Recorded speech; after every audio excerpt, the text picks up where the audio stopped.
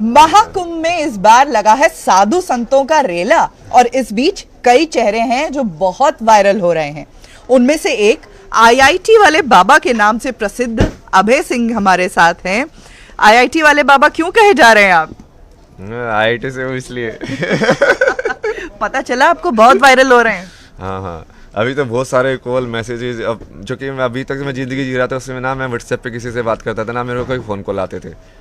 ज़्यादा से ज़्यादा से बाबा है इनको शाम को कॉल करता था कि हाँ बाबा जी कहाँ पे हो, अच्छा वहाँ पे बैठे हो, चलो ठीक है बात कर लिया। अब तो कॉल ही कॉल, अननोन नंबर। मैं बोला कि भाई क्या हो गया, संसार फिर से एकदम से आ गया सारा का सारा। आईआईटी से पढ़े हैं आप? कहाँ तक पढ़ाई की है, क्या क्या पढ़ाई की है? आईआईटी से एरोस्पेस इंजीनियरिंग किया मैंने। आईआईटी बॉम्बे? आईआईटी बॉम्बे। तो साइंस में बहुत इंटरेस्ट था? बोल भी सकता हूँ, वैसे तो मुझे आर्ट्स में ज़्यादा इंटरेस्ट था बचपन से।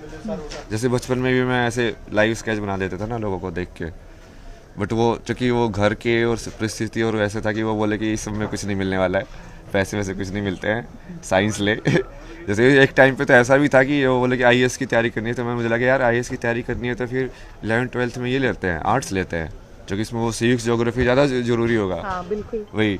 बट फिर उस टाइम पे बोले नहीं नहीं नहीं नहीं आईएएस बाद में करना। अभी तो साइंस ले। 11th में तो मैंने दोनों लिया था, बायो और मैथ्स। फिर 12th में फिर एक ही कर दिया, मैथ्स। तो इंजीनियरिंग करने के बाद फिर इंजीनियरिंग किया, फिर इंजीनियरिंग में फिर वो सवाल जो था वो समझ में आया कि यार ये इंजीनियरिंग तो ठीक है, पैसे भी कमा लेंगे, बट कुछ ऐसी चीज़ करनी है जो कि पूरी लाइफ भर तुमको खुशी दे या रस दे या जो इंटरेस्टिंग रहे। तो उसको देखते हुए फिर मुझे वो अपने पुराने वाले वो याद आई कि हाँ तेरे को इस चीज़ में तो बहुत इंटरेस्ट है। जैसे वहाँ पे भी फेस्ट वगैरह में तुम ऑर्गेनाइज़र होते हो ना, हॉस्टल में भी जैसे फोटोग्राफी, फाइन आर्ट सेक्रेटरी, ये सब बनना, तो तुम इस एरिया में इंटरेस्टेड थे। तो फिर उस एरिया को मैंने सीरियसली परस्यू किया, फिर उस एरिया में फिर डिग्री ली मास्टर्स इन डिज़ाइन करके, विजुअल कम्युनिकेशन। और उसके बाद जॉब किया ट्रैवल फोटोग्राफी का। ये इसमें गवर्नमेंट स्पॉन्सर्ड एक प्रोजेक्ट होता है डी सोर्स करके, आईआईटी का ही प्रोजेक्ट है वो, प्रोफेसर का। तो उसके अंदर मैंने काम किया, उसमें फिर घूमा मैं सिक्किम, अरुणाचल, केरला, स्पीति, हिमाचल, बहुत जगह पे। वो घूम घूम के फिर फाइनली ऐसा लगा यार क्या अकेले घूम रहे हो यहाँ से वहाँ। थक जाता ना इंसान, वैसे वाली फील आएगी यार, नहीं अब बैठना एक जगह पे बहुत हो गया। तो साइंस से फिर आध्यात्म में रुचि कहाँ, कैसे?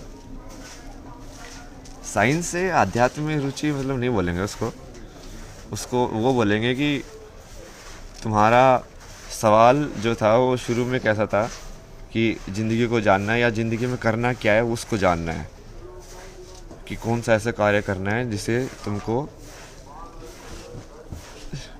फिर से करना है क्या? बोलो कि स्टार्टिंग में जैसे सवाल था कि जैसे मैंने बताया ना कि आईआईटी में पहुंचना था सिर्फ, फिर आईआईटी में पहुंचने के बाद वो सवाल बदल गया कि अब तुमको ज़िंदगी में करना क्या है। ठीक है पैसे तो कमा लोगे, बट कौन सी ऐसी चीज़ है जो तुम्हें खुशी दे रही है। जैसे हो सकता है कि आपने भी रिपोर्टर इसीलिए बने हो, आपको ऐसा लगा कि यार ये वाले काम करने में मेरे को जीवन का मकसद मिले, मतलब वही ना, वही ढूंढते लोग। बिल्कुल बिल्कुल। तो वो वाले ढूंढने के लिए कि हाँ अच्छा मेरे को इस चीज़ में मेरे को ज़्यादा इंटरेस्ट होता है, और इस चीज़ में स्टार्टिंग में तो मैं डॉक्यूमेंट्री फोटोग्राफी में ज़्यादा इंटरेस्ट था, स्टोरी टेलिंग में। तो उसके हिसाब से जैसे मेरे प्रोजेक्ट जो थे मास्टर्स में वो वैसे वाले ही थे। एक फिल्म बनाई थी मैंने कि effect of children on domestic violence का चिल्ड्रन के ऊपर क्या इफेक्ट होता है। ये बताइए कि लास्ट जो आपकी सैलरी थी वो कितनी थी? लास्ट सैलरी में इंटरेस्ट आप लोगों का यार। लास्ट सैलरी मतलब जैसे वो ठीक है वो कनाडा के हिसाब से ज़्यादा लगता है, वो मान लो कि 2.5-3 लाख। वैसे बाद में तो बहुत बढ़ गया, जो कि आवरली होता है ना उनका रेट।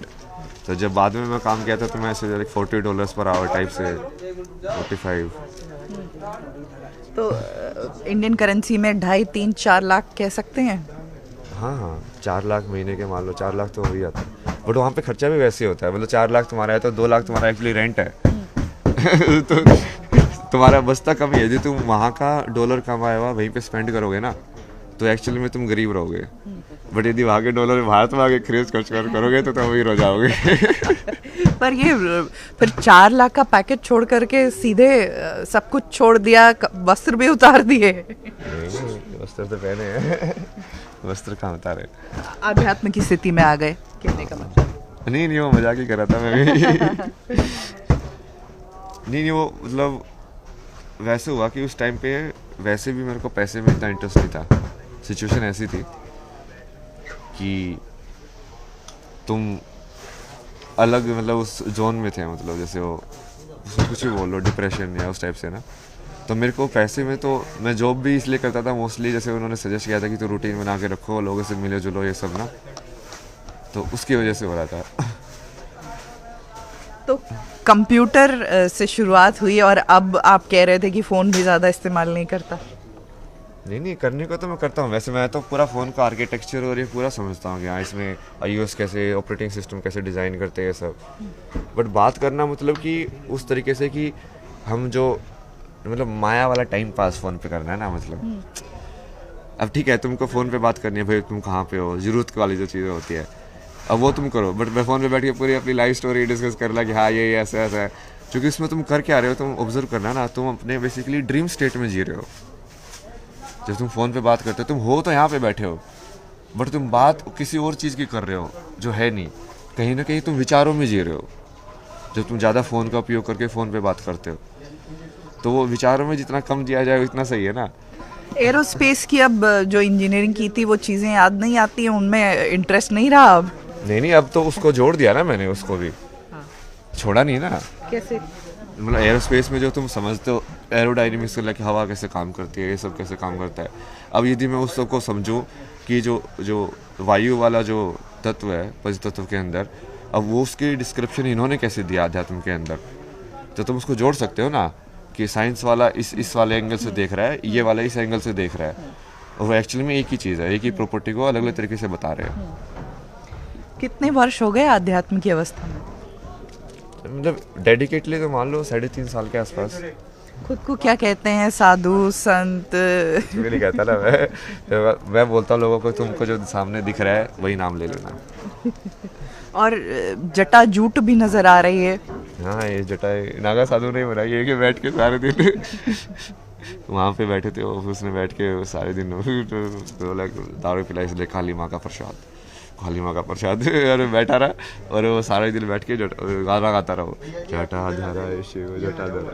हाँ जी। ये बताइए कि कुंभ में खास तौर पर क्या देखने आए? बहुत बहुत खुश हमेशा नजर आते हैं आप, खूब हंसते हैं खिलखिलाकर। कुंभ में तो यही है कि अभी जैसे जिस चीज़ का मैं कर रहा हूँ उसके लिए तो बेस्ट जगह नहीं है। अब मान लो तुमको अलग अलग आश्रम में जाना पड़ता, अलग अलग उन लोगों से ज्ञान लेने के लिए, अब सब लोग यहीं पे आए हुए हैं तो और क्या चाहिए, ये तो पैकेज डील है। मतलब एक ही जगह पे तुमको हर सब लोगों से मिलने को मिल रहा है। खूब हमेशा ऐसे ही खुश रहते हैं आप, खूब खिलखिला के हंसते हैं? नहीं हमेशा तो नहीं। मतलब कई बार जैसे बिल्कुल शांत वाली अवस्था में भी आ जाता है जिसमें ना हंसी है ना कुछ है, बस ठीक है। कई बार फिर वो वैसे ब्लिसफुल वाली आंसू वाली उसमें भी आ जाता है, भक्ति वाली जब में कि यार भगवान तो फिर उसमें वो आंसू वाला वैसे वाला भी आता है। क्या लिखा है इस किताब में आपने?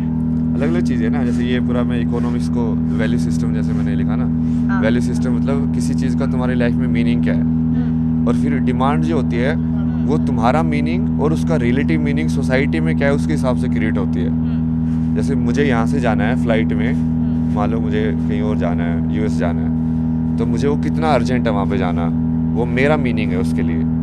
बट बाकी लोगों को भी वो चीज़ चाहिए कि नहीं चाहिए, वो दोनों चीज़ों को मिला के बनता है जिस चीज़ को हम डिमांड बोलते हैं इकोनॉमिक्स में, डिमांड एंड सप्लाई वाला।